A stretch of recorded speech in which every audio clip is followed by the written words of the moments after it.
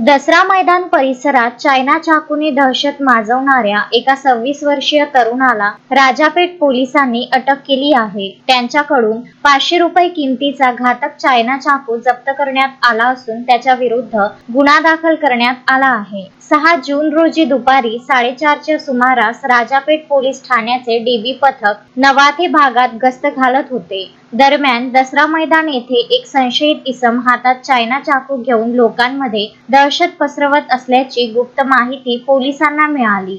माहिती मिळताच पोलिसांनी तात्काळ घटनास्थळी धाव घेऊन त्या इसमाला ताब्यात घेतले। दीपक बावरी वय 26 वर्ष, राहणार दसरा मैदान, अमरावती असे आरोपीचे नाव आहे। आरोपीची अंगझडती घेतली असता त्याच्याकडे 12.5 इंच लांबीचा एक चायना चाकू सापडला। या प्रकरणी राजापेठ पोलीस ठाण्यात अपराध क्रमांक 487/2026 कलम 4/25 आर्म ऍक्ट नुसार गुन्हा नोंदविण्यात आला असून पुढील तपास सुरू आहे।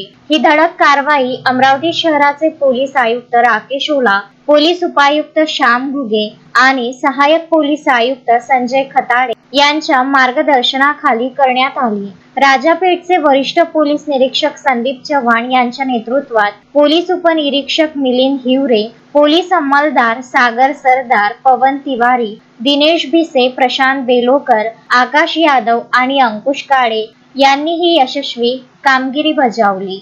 शोएब खान, विदर्भ न्यूज, अमरावती।